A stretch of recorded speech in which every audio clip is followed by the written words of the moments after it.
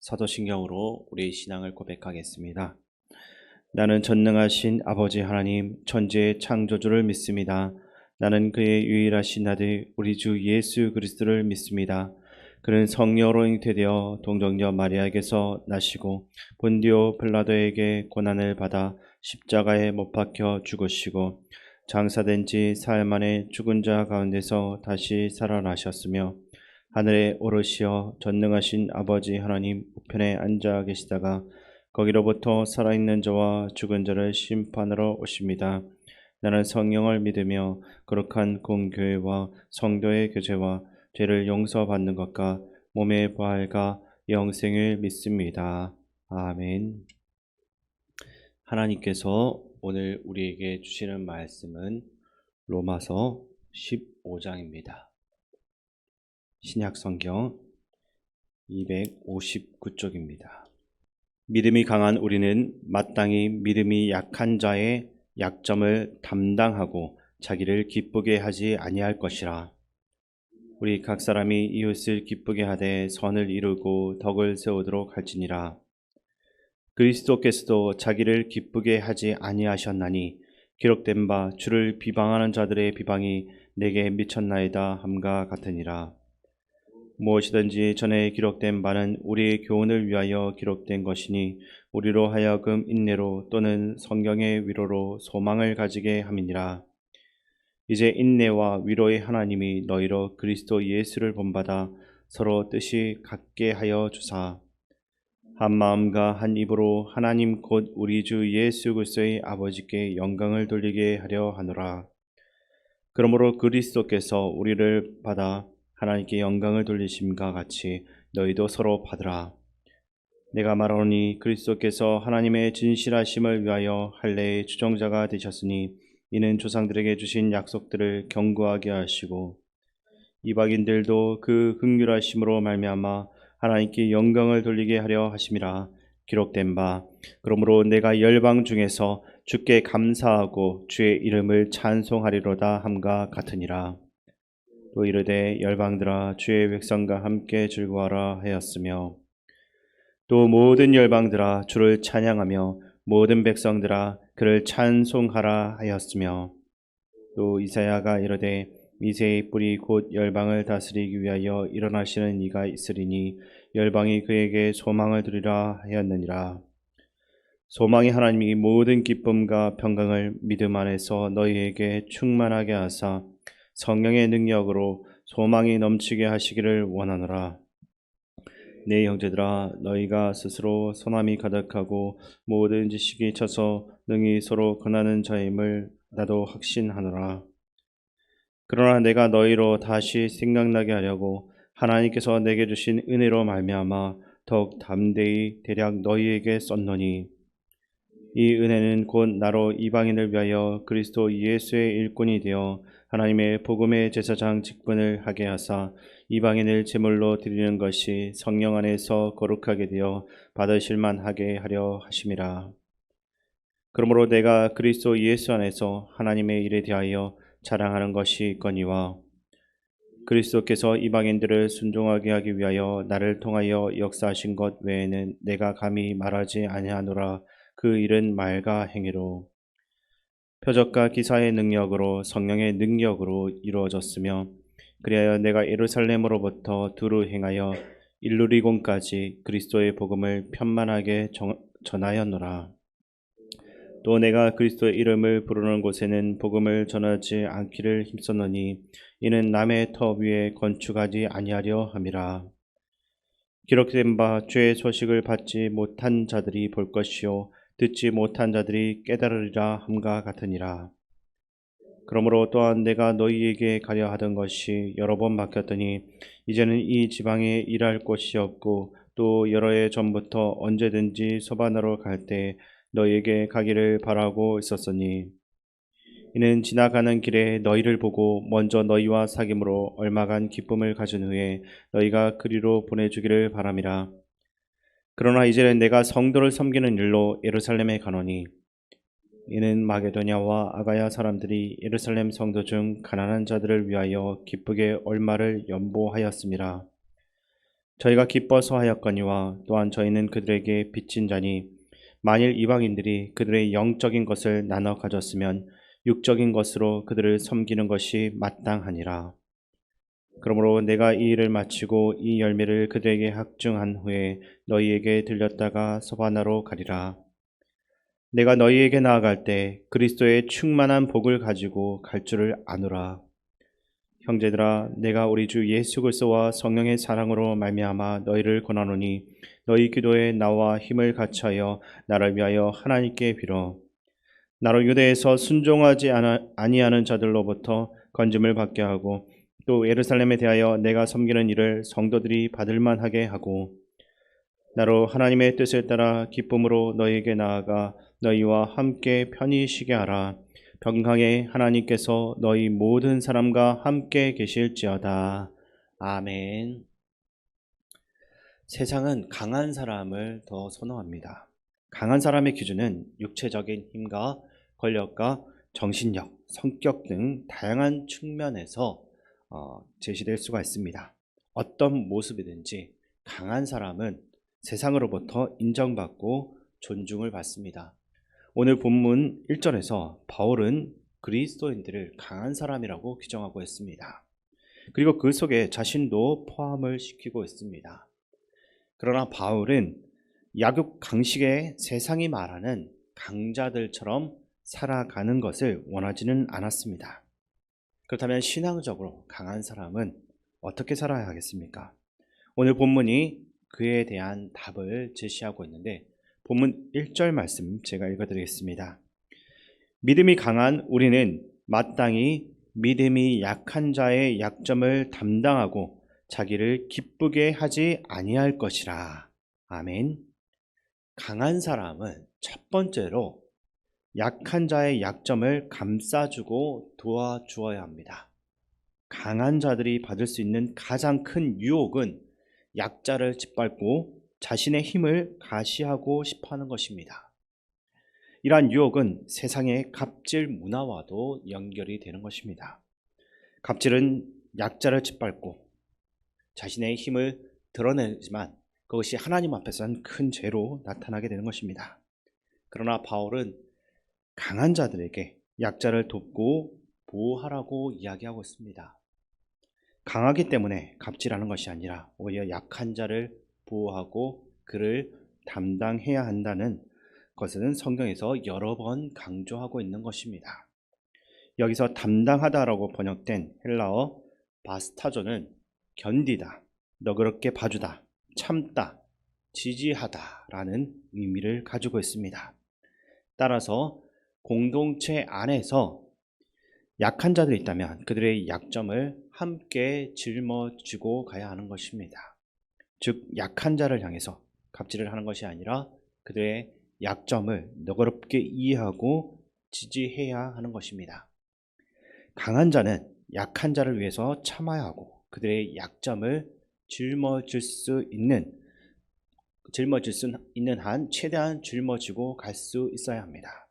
이것이 참된 공동체이고 그의 모습이라고 할 수가 있는 것입니다. 두 번째로 성경이 말하는 진짜 강자는 자기를 기쁘게 하지 않습니다. 사회에서 이런 일들을 참 많이 경험했을 것입니다. 회사에서나 다른 사람들과의 관계 속에서 때로는 힘이 균등하고 때로는 내가 힘이 약할 때 그들은 나에게 자신들이 더 기쁘고 더 유익이 되는 것을 선택하려고 합니다. 반대로 내가 더 힘이 강한 상황 가운데서는 내가 더 기쁘고 나에게 유익되는 것을 선택하고 싶어하는 것이 우리의 마음입니다. 자기중심적이고 이기적인 것이 타락한 인간이 가지고 있는 특징이기 때문에 그렇게 나타나는 것입니다. 하지만 성경은 본인의 이익을 위해서 힘을 쓰지 말라고 말씀하고 있습니다. 나의 기쁨을 위해서 살지 말라는 것입니다. 주께서 나에게 주신 힘은 나의 이웃을 위해서 사용하라고 주신 것입니다. 본문 1절 말씀에서 바울은 강한 자들이 자기만을 기쁘게 하지 말고 약한 자를 기쁘게 해야 한다라고 말하고 있습니다. 왜냐하면 인간은 힘이 균등한 상태에서도 자기 중심적이고 이기적인 성향을 가지고 있는데 이것을 이겨내야 하기 때문입니다. 타락한 인간은 힘이 균등한 상태에서도 자기가 더 기쁘고 유익한 것을 선택하는 욕구를 가지고 있습니다. 그렇다면 자기보다 약한 사람들에게는 더욱더 자기 중심적이고 이기적인 사고와 또 행동을 보일 수밖에 없는 것입니다. 나의 유익이 아니라 내 이웃의 유익을 위해, 나의 기쁨이 아니라 약한 자의 기쁨을 위해 그 힘을 써야 할 것입니다.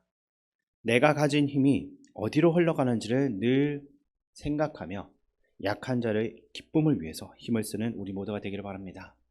세 번째로, 강한 자는 선을 이루고 덕을 세워야 합니다. 오늘 본문 2절 말씀 우리 함께 읽겠습니다. 우리 각 사람이 이웃을 기쁘게 하되 선을 이루고 덕을 세우도록 할지니라. 아멘. 우리는 이웃을 기쁘게 해야 합니다. 근데 여기서 중요한 전제가 있습니다. 그것은 바로 그것을 통해서 선을 이루고 덕을 세울 수 있어야 한다라는 것입니다. 우리는 자칫 이웃을 기쁘게 하는 것에만 초점을 맞출 수가 있습니다. 사람을 기쁘게 하는 일에만 중심을 둘 수가 있게 되는 것입니다. 그때 어떠한 결과가 우리 안에 나타날 수가 있겠습니까? 사람을 기쁘게 하는 일만 중심을 두면 반드시 죄와 타협하게 됩니다. 동성애와 같은 죄를 짓거나 비성경적인 행위를 한다고 해도 그들의 잘못을 눈감아주고 지지하는 행위를 하면서 이웃을 기쁘게 했다는 것으로 모든 것을 덮어버리게 되는 것입니다. 또는 나의 기쁨이라는 것에만 초점을 맞추면서 이웃을 무너지게 하거나 해를 끼치게 할 수도 있는 것입니다. 이러한 오해를 피하기 위해서 바울은 이웃을 기쁘게 하지만 선을 이루고 덕을 세워야 한다는 조건을 덧붙이고 있습니다. 우리는 이웃을 기쁘게 하기 위해서 죄와 타협하거나 내 이웃을 무너지게 해서는 안 되는 것입니다. 우리는 이웃을 기쁘게 하되 이 일을 통해서 반드시 선을 이루고 덕을 세워야 합니다. 그것이 그리스도인의 참된 모습이라고 할 수가 있습니다. 그러면 우리는 왜 이렇게 나의 기쁨이 아닌 내 이웃의 기쁨을 위해서 살아가야 합니까? 오늘 본문 말씀 3절에서 이것에 대해서 이야기하고 있는데 이 말씀 제가 읽어드리겠습니다.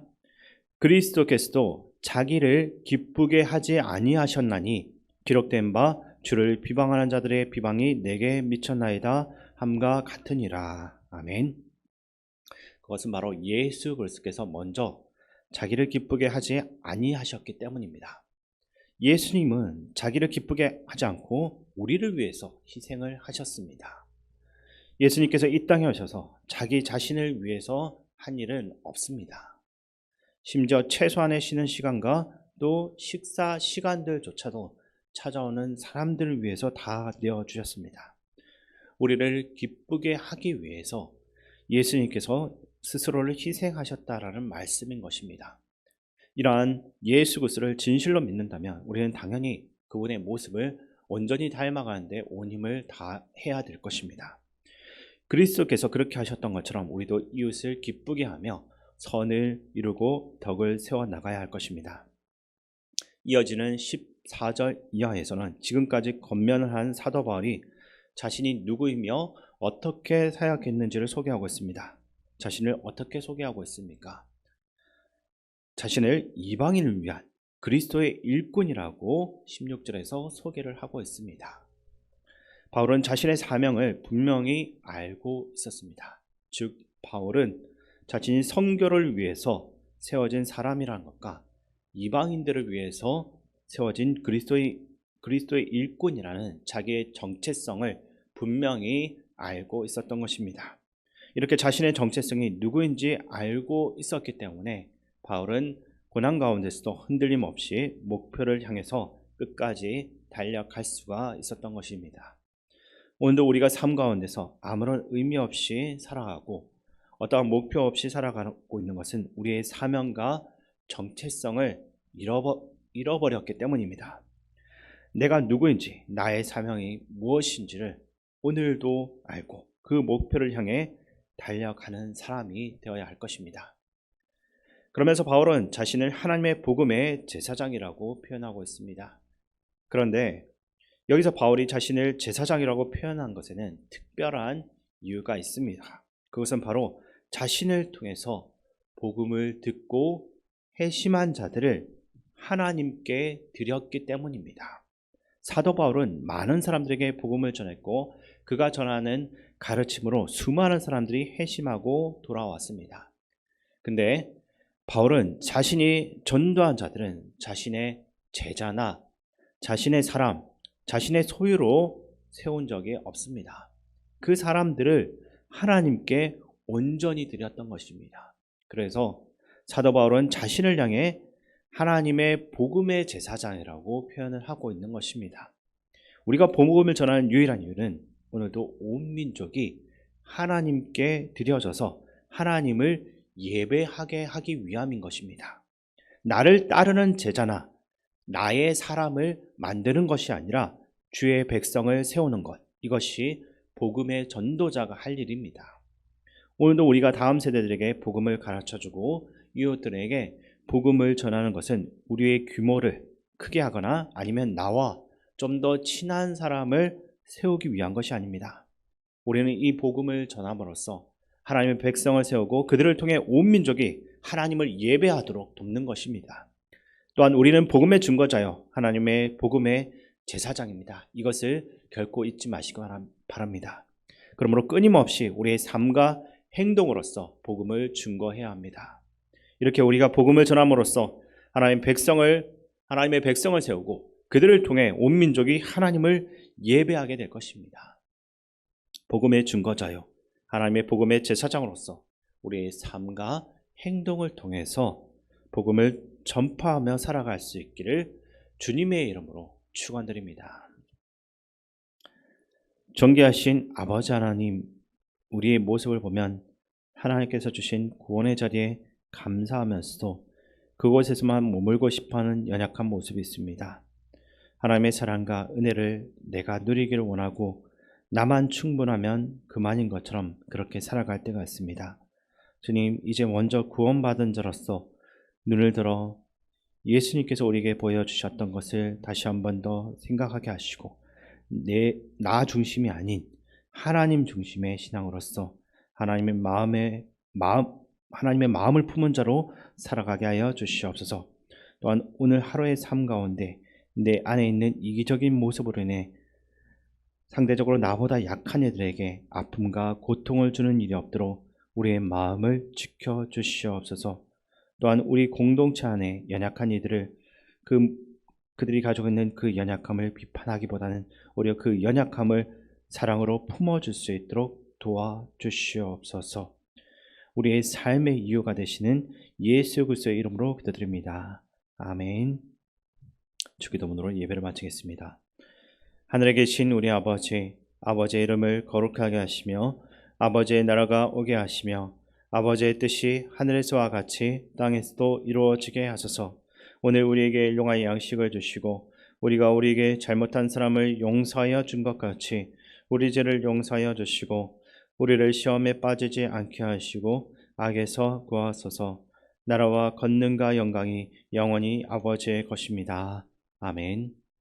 이 시간 말씀을 가지고 기도할 때 예수 그리스도를 본받아 내 이웃을 기쁘게 하며 선을 이루고 덕을 세우는 오늘이 되게 하여 주옵소서라고 기도하시고 우리의 삶 속에서 복음을 전하는 오늘 이 하루가 될 수 있도록 기도하시기 바랍니다. 그리고 나라와 민족, 이 땅의 지도자들을 위해서 기도하시고 또한 우리 교회와 성도님들을 위해서 기도하실 때 김영석 집사님 회복과 박지영 권사님 회복을 위해서 기도해 주시기 바랍니다. 그리고 우리 교회 어르신과 군 복무 중인 청년들, 다음 세대와 고3 학생, 조명한 강민서 학생을 위해서 기도해 주시기 바랍니다. 마지막으로 세계 평화와 세계 각지에서 복음 전하기 위해 수고하시는 선교사님들과 담임 목사님 위해서 기도해 주시기 바랍니다.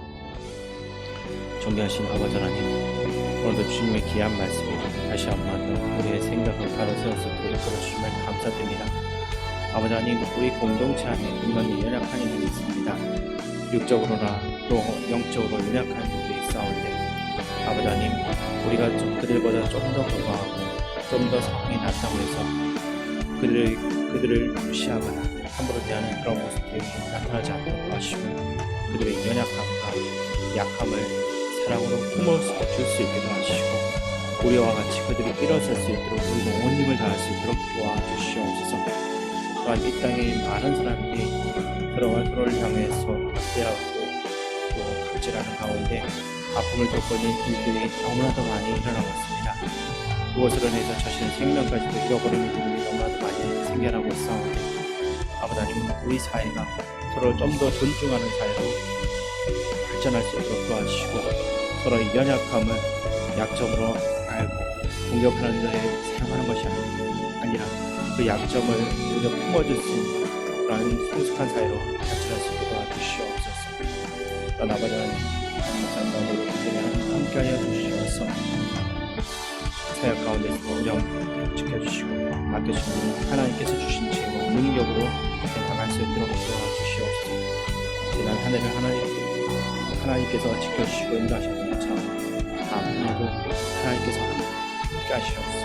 목사님, 그 모든 목회 가운데 은혜를 내려주시고 더욱더 풍성한 열매로 거두어지는 일들이 일어날 수 있도록 도와주시옵소서.